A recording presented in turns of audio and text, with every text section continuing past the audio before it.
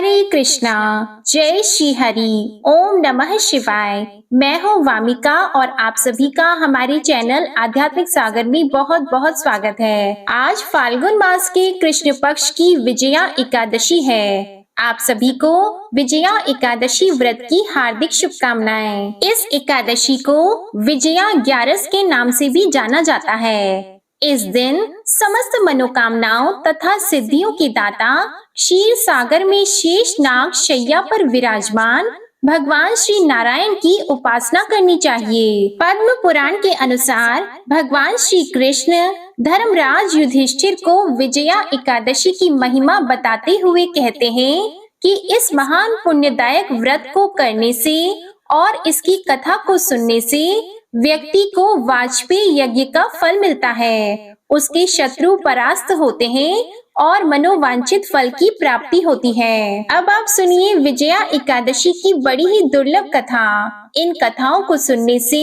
मनुष्य के घर में सुख, समृद्धि, धन, संपत्ति और खुशहाली आती है। तो आप इन कथाओं को पूरा अवश्य सुनिएगा। आइए श्री लक्ष्मी नारायण भगवान के चरणों का ध्यान करते हुए इस कथा का शुभारंभ करते हैं। प्रेम से बोलिए भगवान श्री लक्ष्मी नारायण जी की जय। स्कंद पुराण में वर्णित विजया एकादशी की कथा के अनुसार जया एकादशी की कथा सुनने के बाद धर्मराज युधिष्ठिर ने भगवान श्री कृष्ण से प्रार्थना की कि हे वासुदेव, फाल्गुन मास के कृष्ण पक्ष की एकादशी का क्या नाम है? इसका व्रत करने से किन फलों की प्राप्ति होती है तथा इसका विधि विधान क्या है?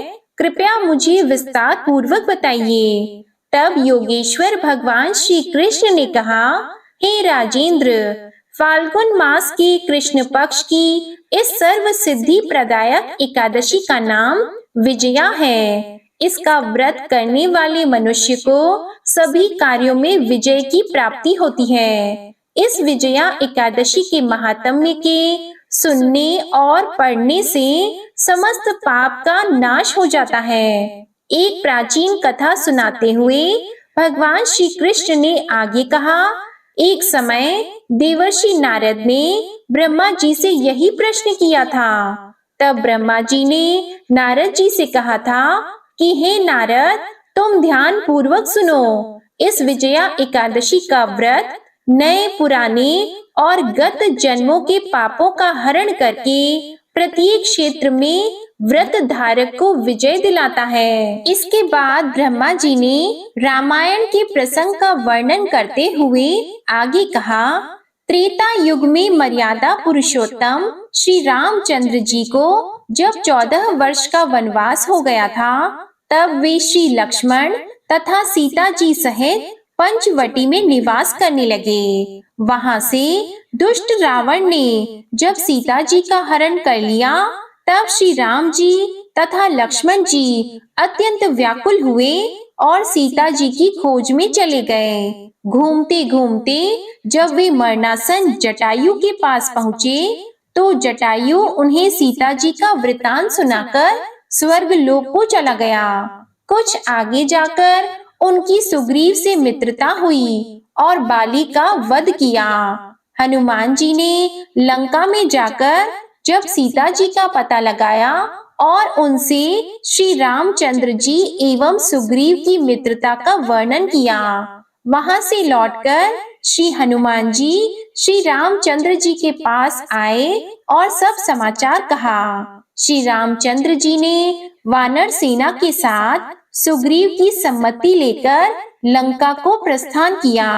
जब श्री रामचंद्र जी समुद्र के किनारे पहुँचे, तब उन्होंने मगरमच्छ आदि से युक्त अथाह समुद्र को देखकर लक्ष्मण जी से कहा कि इस समुद्र को हम किस प्रकार पार कर सकेंगे। तब श्री लक्ष्मण जी कहने लगे, हे पुरुषोत्तम, आप सब कुछ जानते हैं। यहाँ से आधा योजन दूर कुमारी द्वीप में वकदालभ्य नाम के मुनि रहते हैं। उन्होंने अनेकों ब्रह्मा देखे हैं। आप उनके पास जाकर इसका उपाय पूछिए। तब लक्ष्मण जी के इस प्रकार के वचन सुनकर श्री रामचंद्र जी वकदालभ्य ऋषि के पास गए और उनको प्रणाम करके बैठ गए। तो मुनि ने उनसे पूछा, हे राम, आपका आना कैसे हुआ है? तब रामचंद्र जी कहने लगे, हे ऋषिवर, मैं अपनी सेना के साथ यहाँ आया हूँ और राक्षसों को जीतने के लिए लंका जा रहा हूँ। आप कृपा करके समुद्र पार करने का कोई उपाय बताइए। मैं इसी कारण आपके पास यहाँ आया हूँ। तब महर्षि वक्दालभ्य बोले, हे दशरथ पुत्र राम, फाल्गुन मास के कृष्ण पक्ष की एकादशी का व्रत करने से निश्चय ही आपकी विजय होगी। साथ ही आप समुद्र भी अवश्य ही पार कर लेंगे। इस व्रत की विधि यह है कि दशमी तिथि के दिन सोना, चांदी, तांबा या मिट्टी का एक घड़ा लेकर उसे जल से भरकर उस पर 5 पल्लव रखने के बाद उसे वेदी पर स्थापित करें। 7 अनाज एक जगह मिलाकर घड़ा रखने के लिए वेदी बनाएं और घड़े के ऊपर जौ रखें। जौ के ऊपर भगवान श्री नारायण की सोने की प्रतिमा स्थापित करें। एकादशी के दिन स्नान आदि नित्य कर्म से निवृत्त होकर धूप, दीप, नैवेद्य और नारियल आदि से भगवान की पूजा करके वह दिन भक्ति पूर्वक घड़े के सामने व्यतीत करें और रात्रि को भी उसी जगह बैठे रहकर जागरण करना चाहिए। द्वादशी तिथि के दिन नदी या तालाब के किनारे स्नान आदि से निवृत्त होकर उस घड़े को ब्राह्मण को दे देना चाहिए। यदि आप इस व्रत को सेनापतियों के साथ करोगे तो आपकी अवश्य ही विजय होगी। इसके बाद श्री रामचंद्र जी ने विधि पूर्वक विजया एकादशी का व्रत किया और उसके प्रभाव से लंका में राक्षसों पर विजय पाई। इसलिए हे राजन, जो मनुष्य इस व्रत को विधि पूर्वक करेगा उसे दोनों लोकों में विजय प्राप्त होगी। अंत में ब्रह्मा जी ने नारद जी से कहा, हे पुत्र, इस व्रत को करने वाला तो सभी जगह विजय ही पाता है। जो इस व्रत के महात्म्य को पढ़ता अथवा सुनता है उसे भी वाजपेयी यज्ञ का फल प्राप्त होता है। श्री ब्रह्मा जी द्वारा देवर्षि नारद को बताए गए विजया एकादशी महात्म्य को सुनकर भगवान श्री कृष्ण मौन हो गए। तब धर्मराज युधिष्ठिर ने भी निष्ठा पूर्वक इस व्रत का पालन किया। इस प्रकार विजया एकादशी अपने नाम के अनुसार ही अपने भक्तों को विजय प्रदान करती है। भयंकर शत्रुओं से या घोर बाधाओं में जब आप घिरे हुए हो, पराजय आपके सामने खड़ी हो, तो उस समय में विजया एकादशी आपको विजय दिलाने की क्षमता रखती है। ऐसा माना जाता है कि इस शुभ तिथि पर यदि कोई व्रत का विधि विधान से पालन करता है तो उस व्यक्ति को हर कार्य में सफलता प्राप्त होती है। उसे कभी भी हार का सामना नहीं करना पड़ता। बोलिए भगवान श्री विष्णु जी और माता लक्ष्मी जी की जय। आइए अब बड़े प्रेम से एकादशी माता और तुलसी माता की कथा को सुनते हैं। इन कथाओं को सुनने से ही एकादशी का व्रत पूर्ण माना जाता है। एक बूढ़ी माँ ने एक बार एकादशी का व्रत रखा। बड़ा ही भक्ति भाव से पूजा अर्चना की। उन्हें वृद्धावस्था में क्या बाधा थी, वे तो अपने पुत्र पौत्रों की सुख सुविधा के लिए व्रत रखने लगी थी। वे दिन भर तो जरा कठोर मन करके अपनी प्यास को रोके रही। दिन में पूजा पाठ किया, कथा सुनी और पंडित जी को मिट्टी के पात्र में भरकर पानी और ऋतु फल दान में दिए। दोना भर भर के बूरा शक्कर वितरण किया। उन्हें गर्मी के कारण बहुत बेचैनी हो रही थी। इस कारण से बड़ी देर तक पानी में पड़ी रहीं और पानी की कुल्ला करती रहीं। अपना मुंह धोती रहीं। तब कहीं थोड़ा बहुत धैर्य बंद पाया। धूप तो बहुत तेज पड़ रही थी, इस कारण बार बार उनका मुंह सूख रहा था। बूढ़ी माँ बहुत बेचैन हो रही थी। एक तरफ बुढ़ापा और दूसरा यह भयंकर गर्मी। वृद्धावस्था की स्थिति तो कुछ दूसरी ही प्रकार की होती है। जैसे जैसे रो धो के दिन कट पाया, अब पहाड़ सी रात सामने थी, उसका कटना बड़ा ही कठिन दिखाई दे रहा था। खटिया पर पड़े शांति नहीं मिल रही थी। वे बार बार करवट बदल रही थी। अनेक बार वे बाहर जाती और भीतर आती। उन्हें घर के अंदर शांति नहीं थी। वे पड़ी पड़ी एकादशी माता का स्मरण करती रही। वे कहती रही कि हे माता जी, आप मेरी लाज रखिएगा। आप ही मुझे शक्ति दीजिएगा जिससे मैं भली भांति आपका व्रत कर सकूं और यह पहाड़ सी रात शांति पूर्वक व्यतीत हो सके। प्यास के कारण बूढ़ी माँ की बेचैनी तो बढ़ ही रही थी। उन्होंने धैर्य रखने का बहुत प्रयास किया, किंतु सहनशीलता की सीमा टूट गई और वे घबराकर एकदम चिल्ला पड़ी और बोली कि बचाओ बचाओ। अम्मा का चिल्लाना सुनकर परिवार भर के नर नारी, बच्चे और पड़ोसी एकत्र होकर बूढ़ी अम्मा की खटिया के समीप पहुंच गए। सबने पूछा कि अम्मा जी, आपको क्या हुआ? आप क्यों चिल्ला रही हैं? आप इस वृद्धावस्था में यह कठिन व्रत क्यों कर रही हैं? अम्मा जी, शक्ति से ही भक्ति होती है। कि थोड़ी ही देर में वे फिर से बोली, अरे हमारे तो प्राण ही निकले जा रहे हैं। मेरी छाती पर ठंडे पानी का घड़ा रख दीजिए। नातियों ने दादी की छाती पर ठंडे पानी का पात्र रख दिया। तब कहीं उन्हें थोड़ा बहुत आराम मिला और थोड़ी देर के लिए उन्होंने अपनी आंखें बंद कर ली। एकादशी माता ने सोचा कि यह बूढ़ी अम्मा है तो बहुत कठोर, जरा जाकर उसकी परीक्षा लेनी चाहिए। वे आधी रात को मुर्गा बनकर टेर लगाने लगी। मुर्गा की आवाज सुनकर दादी जल्द से उठी और बाहर जाकर आसमान की ओर देखा, किंतु आसमान में कहीं उन्हें प्रातःकालीन तारा दिखाई नहीं दिया। तो वे सोचने लगी कि यह मुर्गा क्यों और कैसे भूल गया। उन्हें प्यास तो लग ही रही थी। थोड़ा बहुत उनका मन भी विचलित होने लगा, किंतु अंत में उन्होंने दृढ़ निश्चय किया कि मैं अब व्रत को पूर्ण करके ही छोड़ूंगी, चाहे भले ही मेरे प्राण निकल जाएं। यह सोचकर फिर वे खटिया पर शिथिल होकर लेट गईं। थोड़ी ही देर में एकादशी माता ने उनकी फिर से परीक्षा लेनी चाहिए।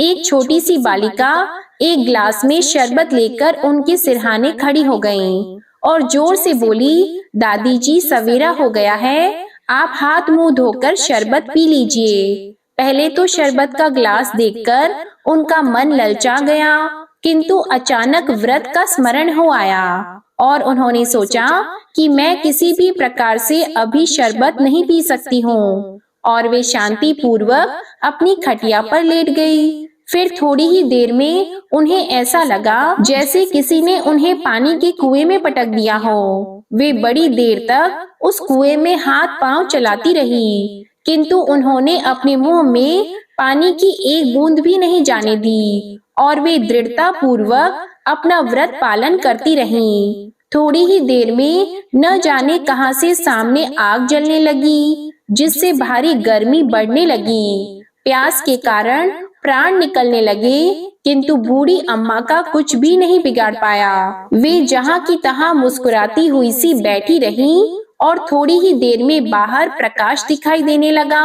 ऐसा लगा कि जैसे सवेरा हो गया हो। बूढ़ी अम्मा ने जब बाहर निकलकर देखा तो वे समझ गईं कि अभी सवेरा होने में 3-4 घंटे की देरी है। यह जानकर वे शांति पूर्वक इधर उधर घूमने फिरने लगी। एकादशी माता यह बात अच्छी तरह से समझ गईं कि यह बूढ़ी अम्मा किसी भी प्रकार से अपने व्रत से नहीं टल सकती हैं। वे उनके सत्य व्रत को अच्छी तरह से समझ गईं। सवेरा होते ही बूढ़ी माता ने स्नान किया, भगवान का पूजन पाठ किया, एकादशी माता की कथा सुनी, ब्राह्मणों को दक्षिणा देकर भोजन कराया। तब कहीं उन्होंने जल ग्रहण किया। कन्याओं को भोजन कराने के बाद अम्मा ने स्वयं भोजन किया। उस श्रेष्ठ व्रत के प्रताप से बूढ़ी अम्मा की आयु में वृद्धि हो गई। उनका घर परिवार हरा भरा हो गया। घर में अब उनके कोई अभाव नहीं रहा। वे हर तरह के सुख साधनों से संपन्न हो गईं। नाती नातिन से उनका घर भर गया और वे उसी दिन से 12 महीने की एकादशी का व्रत करने लगी। एकादशी माता के व्रत के प्रताप से इस संसार में हर प्रकार के सुख भोग कर अंत में वैकुंठ धाम को चली गईं। जैसे एकादशी माता ने बूढ़ी माता और उनके परिवार को हरा भरा किया, ऐसे ही एकादशी माता हम सभी की मनोकामनाओं को पूर्ण करें। बोलिए श्री लक्ष्मी नारायण भगवान की जय। आइए अब सुनते हैं तुलसी माता की कथा। किसी समय एक कुटुंब में ननद तथा भाभी साथ साथ रहती थी। ननद का विवाह अभी नहीं हुआ था। वह तुलसी के पौधे की बहुत सेवा किया करती थी, लेकिन उसकी भाभी को यह सब बिल्कुल भी पसंद नहीं था। जब कभी उसकी भाभी को अत्यधिक क्रोध आता, तब वह उसे ताना देते हुए कहती कि जब तुम्हारा विवाह होगा तो मैं तुलसी ही बारातियों को खाने को दूंगी और तुम्हारे दहेज में भी तुलसी ही दूंगी। कुछ समय बीत जाने पर ननद का विवाह पक्का हुआ। विवाह के दिन भाभी ने अपने कथन अनुसार बारातियों के सामने तुलसी का गमला फोड़ दिया और खाने के लिए कहा। तुलसी की कृपा से वह फूटा हुआ गमला अनेकों स्वादिष्ट पकवानों में बदल गया। भाभी ने गहनों के नाम पर तुलसी की मंजरी से बने गहने पहना दिए। वह सब भी सुंदर सोने जवाहरात में बदल गए। भाभी ने वस्त्रों के स्थान पर तुलसी का जनेऊ रख दिया। वह रेशमी तथा सुंदर वस्त्रों में बदल गया। ननद की ससुराल में उसके दहेज की बहुत प्रशंसा की गई। यह बात भाभी के कानों तक भी पहुंची। उसे बहुत आश्चर्य हुआ। उसे अब तुलसी माता की पूजा का महत्व समझ आ गया।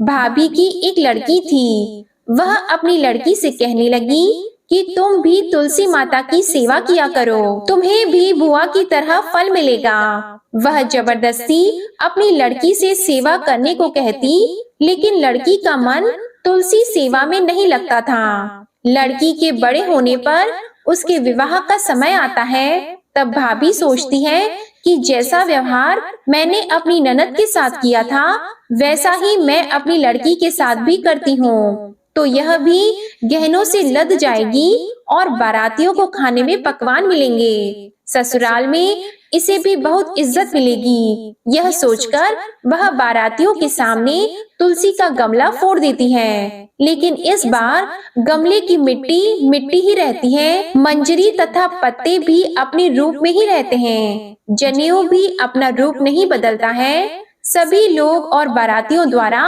भाभी की बुराई की जाती है। लड़की के ससुराल वाले भी लड़की की बुराई करते हैं। भाभी कभी ननद को नहीं बुलाती थी। भाई ने सोचा मैं बहन से मिलकर आता हूँ। उसने अपनी पत्नी से कहा और कुछ उपहार बहन के पास ले जाने की बात कही, तो भाभी ने थैले में ज्वार भरकर कहा कि कुछ नहीं है, तुम यही ले जाओ। वह दुखी मन से बहन के पास चला गया। वह सोचता रहा कि कोई भाई अपने बहन के घर ज्वार कैसे ले जा सकता है। यह सोचकर वह एक गौशाला के पास रुका और ज्वार का थैला गाय के सामने पलट दिया। तभी गाय पालने वाले ने कहा कि आप गाय के सामने हीरे मोती तथा सोना क्यों डाल रहे हो। भाई ने सारी बात उसे बताई और धन लेकर खुशी से अपनी बहन के घर की ओर चल दिया।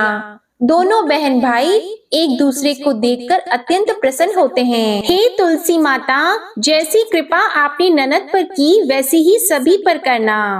प्रेम से बोलिए तुलसी माता की जय। शालिग्राम भगवान जी की जय। अब आप सुनिए तुलसी विवाह की दूसरी कथा। सावर्णी मुनि की पुत्री तुलसी अपूर्व सुंदरी थी।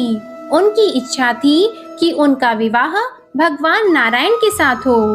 इसके लिए उन्होंने नारायण पर्वत की घाटी में स्थित बद्री वन में घोर तपस्या की। दीर्घ काल तक तपस्या के उपरांत ब्रह्मा जी ने प्रसन्न होकर उन्हें दर्शन दिया और वर मांगने को कहा।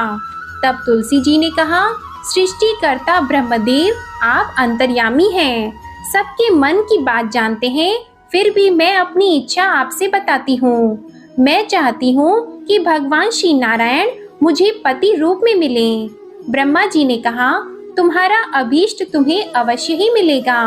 अपने पूर्व जन्म में किसी अपराध के कारण तुम्हें श्राप मिला है। इसी प्रकार भगवान श्री नारायण के एक पार्षद को भी दानव कुल में जन्म लेने का श्राप मिला है।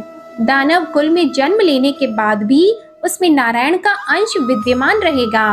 इसलिए इस जन्म में पूर्व जन्म के पाप के शमन के लिए संपूर्ण नारायण तो नहीं मिलेंगे, लेकिन नारायण के अंश से युक्त दानव कुल जन्मे उस शापग्रस्त पार्षद से तुम्हारा विवाह होगा। शाप मुक्त होने पर भगवान श्री नारायण सदा सर्वदा के लिए तुम्हारे पति हो जाएंगे।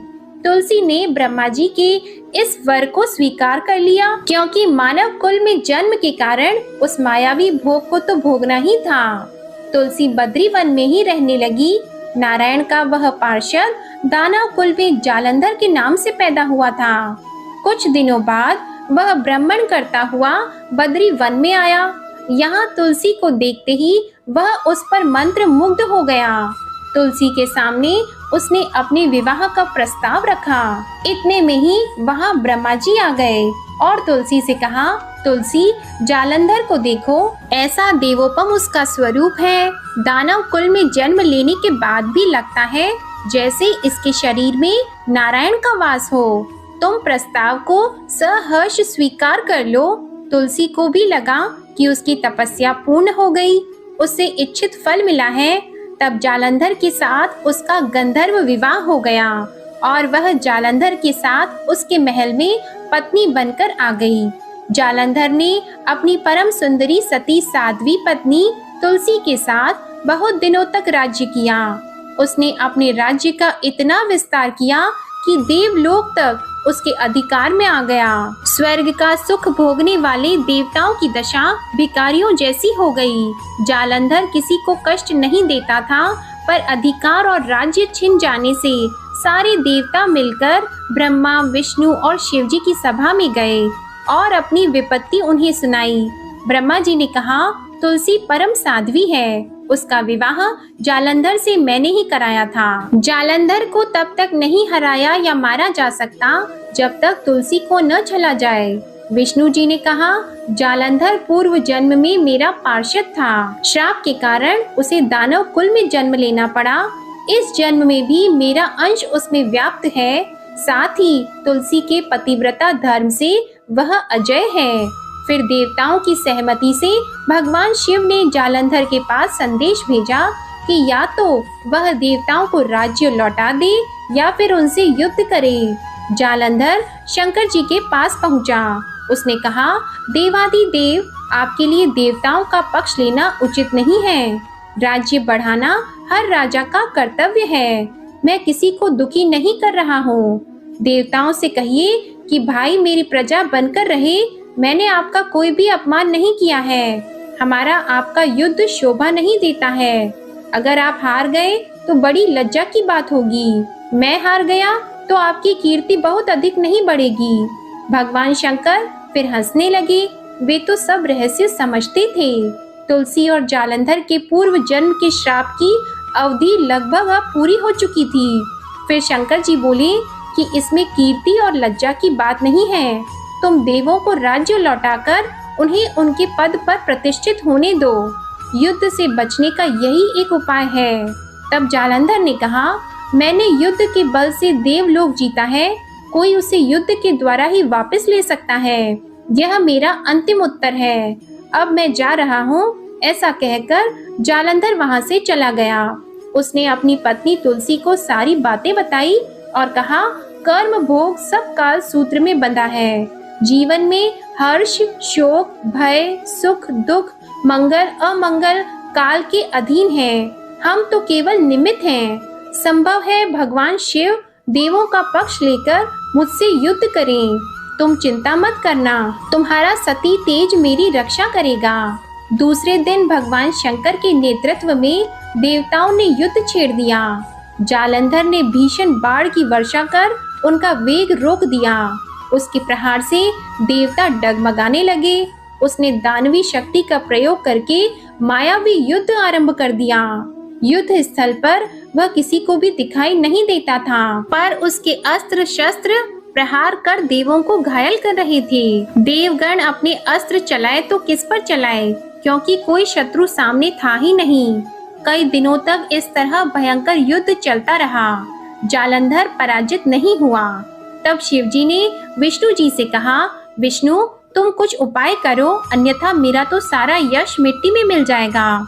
विष्णु जी ने सोचा, बल से तो जालंधर को हराया नहीं जा सकता, इसलिए छल का ही सहारा लेना पड़ेगा। उन्होंने तुरंत अपना स्वरूप जालंधर जैसा बनाया और अस्त्र शस्त्र से सुसज्जित होकर तुलसी जी के पास पहुंच गए और बोले, प्रिय मैं युद्ध जीत गया। सारे देवता भगवान शंकर समेत हार गए। इस खुशी में आओ, मैं तुम्हें अपने अंग लगा लूं। पति को प्रत्यक्ष खड़ा देखकर तथा विजय का समाचार सुनकर वह दौड़कर मायावी जालंधर के गले से लिपट गई। इस प्रकार पति पत्नी दोनों ने आलिंगन होकर खूब खुशी मनाई। पर पुरुष के साथ इस प्रकार के व्यवहार से उसका सती तेज नष्ट हो गया। उसका सती तेज जो जालंधर के कवच के रूप में रक्षा कर रहा था, वह कवच नष्ट हो चुका था। जालंधर शक्तिहीन हो गया। ये जानते ही भगवान शंकर ने अपने त्रिशूल से प्रहार किया। उस प्रहार के लगते ही जालंधर जलकर भस्म हो गया। जालंधर के मरने को जानकर विष्णु अपने असली रूप में आ गए। सामने अपने पति जालंधर के स्थान पर भगवान विष्णु को खड़ा देखकर तुलसी बहुत विस्मित हुई। उसको पता लग गया कि स्वयं नारायण ने उसके साथ छल किया है। क्रोध में आकर तुलसी जी ने श्राप दिया कि एक सती स्त्री का सतीत्व भंग करने के अपराध में तुम हृदयहीन पत्थर हो जाओ। विष्णु जी ने तुलसी जी के श्राप को शिरोधार्य कर कहा, देवी तुम्हारे तथा जालंधर के कल्याण के लिए मुझे ऐसा करना पड़ा। तुम दोनों को श्राप मुक्त करना था। तुम भी अब अपना शरीर त्याग कर तुलसी बिरवा के रूप में जन्म लोगी और मेरी पूजा तुलसी दल से होगी। मैं शालिग्राम पत्थर बनूंगा। मेरे शीर्ष पर तुम आदर से विराजमान होंगी। तुम्हारे पति की हड्डियों के चूर्ण से शंख की उत्पत्ति होगी। उस शंख ध्वनि से देवताओं तथा मेरी पूजा आराधना होगी। जहाँ शंख ध्वनि होगी वहाँ मंगलमय मैं विराजमान रहूंगा। तुमने पूर्व जन्म में बद्रीवन में मुझे पाने के लिए बड़ी तपस्या की थी। अब अगले जन्म में मैं नारायण प्रस्तर के रूप में बद्रीनाथ वन में स्थापित होऊंगा और मेरी पूजा अर्चना फल फूल से ना होकर तुम्हारी तुलसी दल से होगी। मेरे शीश पर विराजमान होकर तो मुझसे भी ऊंचा पद प्राप्त करोगी। बोलिए श्री लक्ष्मी नारायण भगवान की जय। बोलिए श्री तुलसी जी शालिग्राम जी की जय। कथा के बाद अब आप आरती श्रवण कीजिए। ओम जय एकादशी माता मैया, जय एकादशी माता। विष्णु पूजा व्रत को धारण कर, विष्णु पूजा व्रत को धारण कर, शक्ति मुक्ति पाता। ओम जय एकादशी माता। तेरे नाम गिनाऊं देवी, भक्ति प्रदान करनी मैया, भक्ति प्रदान करनी। गण गौरव की देनी, गण गौरव की देनी, माता शास्त्रों में वरनी। ओम जय एकादशी माता। मार्गशीर्ष की कृष्ण पक्ष की उत्पन्ना विश्वतारिणी जन्मी मैया, उत्पन्ना विश्वतारिणी जन्मी। शुक्ल पक्ष में हुई मोक्षदा, मुक्तिदाता बन आई। ओम जय एकादशी माता। पौष के कृष्ण पक्ष की सफला नामक है, सफला नामक है। शुक्ल पक्ष में होए पुत्रदा, आनंद अधिक रहे। ओम जय एकादशी माता। नाम षटतिला माघ मास में कृष्ण पक्ष आवे मैया, कृष्ण पक्ष आवे। शुक्ल पक्ष में जया कहावे, शुक्ल पक्ष में जया कहावे, विजय सदा पावे। ओम जय एकादशी माता। विजया फागुन कृष्ण पक्ष में शुक्ला आमल की, मैया शुक्ला आमल की। पाप मोचनी कृष्ण पक्ष में चैत्र महाबली की। ओम जय एकादशी माता। चैत्र शुक्ल में नाम कामदा धन देने वाली, मैया धन देने वाली। नाम वरूथिनी कृष्ण पक्ष में, नाम वरूथिनी कृष्ण पक्ष में वैशाख माह वाली। ओम जय एकादशी माता। शुक्ल पक्ष में होई मोहिनी अपराज्येष्ठ कृष्ण पक्षी। नाम निर्जला सब सुख करनी, नाम निर्जला सब सुख करनी। शुक्ल पक्ष रखी। ओम जय एकादशी माता। योगिनी नाम आषाढ़ में जानो कृष्ण पक्ष करनी। देव शयनी नाम कहायो शुक्ल पक्ष धरनी। ओम जय एकादशी माता।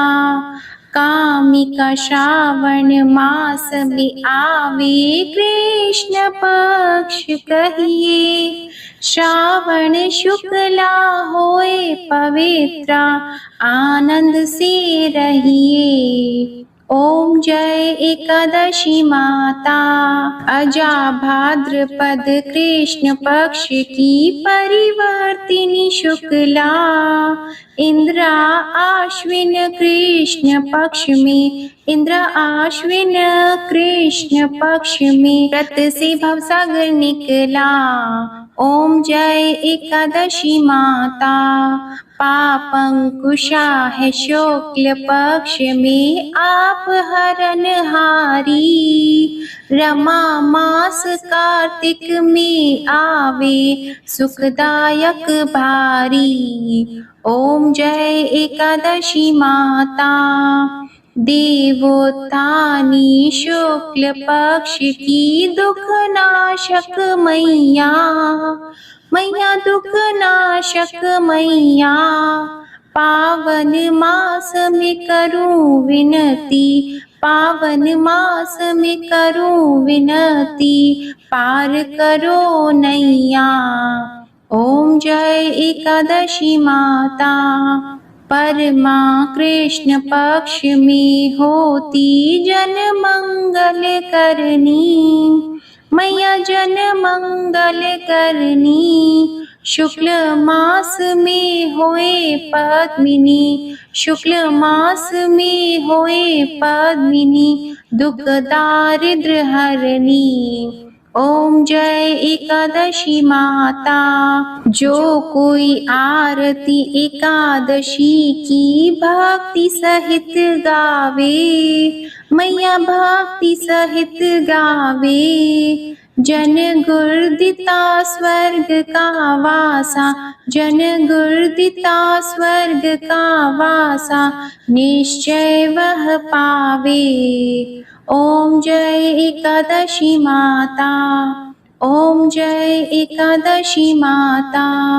ओम जय एकादशी माता। बोलिए माता लक्ष्मी जी और भगवान विष्णु जी की जय। बोलिए तुलसी माता और शालिग्राम भगवान की जय। बोलिए जय श्री राधे कृष्णा। आशा करती हूँ आप सभी का विजया एकादशी का व्रत सफल हो और भगवान श्री लक्ष्मी नारायण जी की कृपा आप और आपके पूरे परिवार पर सदा बनी रहे। आज की कथा पसंद आए तो वीडियो को लाइक करके चैनल को जरूर सब्सक्राइब करिएगा और कमेंट में भगवान श्री लक्ष्मी नारायण जी की जय जरूर लिखिएगा। जय श्री राधे कृष्णा।